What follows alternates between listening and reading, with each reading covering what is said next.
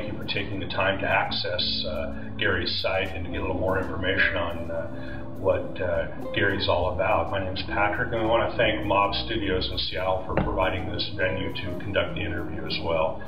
Well, hey Gary, how you doing? Great. Good, good. So I guess let's just right to the heart of the matter. You're a guitarist, songwriter, and arranger. Been doing this for some time, and clearly I've known you for many years and know that your skill set is unparalleled to many that I've met. When did you start studying guitar? First grade. Oh, okay. Started guitar lessons. That's right. And then just got right down to the fundamentals. And book one, carried on from there.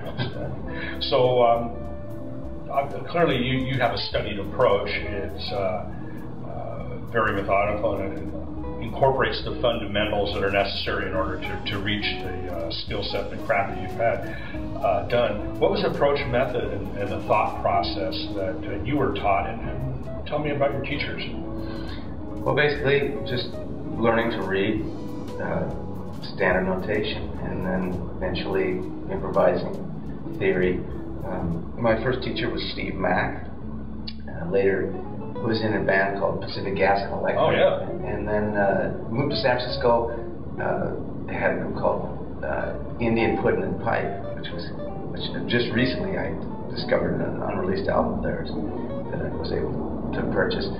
And then he recommended Al Touret when he moved away. And Al, of course, is one of the premier jazz guitarists in this area. And I spent the bulk of my years with lessons with Al. How many years were you with Al? 8 years with Al. I had 4 years before that with Steve. Excellent. And so did you come up through the ranks doing cover bands, club dates? Certainly I know a couple of your projects, especially I'd like you to speak to the first project, Amethyst. In my first group that I started, yes, was called Amethyst. I'd been playing for a few years before that, right. But that was a band a pretty eclectic band. We did covers, but we wrote a lot of music, different styles, anywhere from country tunes to progressive rock to jazz rock tunes. And we were in high school, so it was a great time. And since then, of course, I've covered every kind of gig, done every kind of venue that you can think of. Well, Amethyst clearly was eclectic is a word for it, but certainly a pioneer in doing your own tunes. Obviously, that the venues that you played in were normally not associated with progressive rock or original tunes, and so you were bringing a lot of things to us that we weren't aware of, so it allowed us to go forward and explore other types of music at the record store, so we're all very grateful for that. But you also have a current project, and I'd like you to talk about Inquest for a moment. Yes, Fred Taylor is a phenomenal drummer, composer, yes. Associate of mine for many years, and we've had a group called Inquest. Last year we released our first official album called Processional, and we've been promoting that quite heavily, especially back in New York City, and Fred's been doing a lot of promotion back there, networking, and we have a second album in the works. Hope to be recording here at Mob Studios in a couple of months here to finish that project. And I have another project we recorded in New Jersey that's slated for release soon, as well as some other incredible players back there. Outstanding. Well, for those of you who are further accessing the site, there are some sound clips from the Processional album, as well as some other things, and also a link if you wish to purchase the record. It's truly a fine piece of work, and certainly been one of my favorite CDs for the last year. I thoroughly enjoy it, and I think anybody who has an opportunity to listen to the album will agree that it is an exciting and very wonderful album. I love it.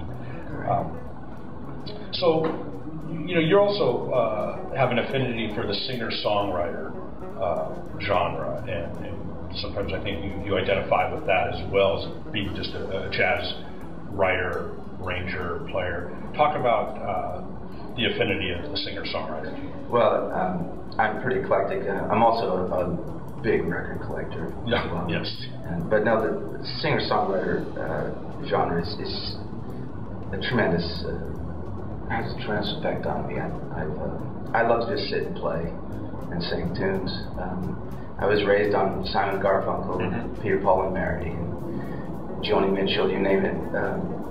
And that type of style is definitely important to me as far as, in other words, I don't just like to be an instrumentalist. I like to get the feelings out in the lyrics as well too. So one of the great things about guitar, because you can accompany yourself and sing as well as any kind of other instrumental playing. It's quite a eclectic instrument. Absolutely. Well, you had an opportunity to share with me some of the things that you recorded as a solo artist, just informally over the years, and I've always enjoyed your voice, and certainly just the purity of you in an acoustic guitar is a nice sound as well. So you maintained a steady and significant progress in your craft, just never staying at one level, but constantly pushing and forging ahead into a stronger skill set. What do you uniquely offer artists that wish to either employ you or work with you in a collaboration of something of their vision?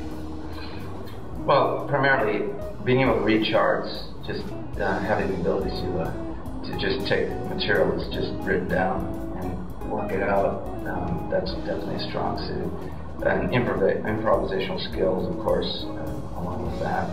And basically, just I put my game face on and do the job, whatever it takes, whatever the style is.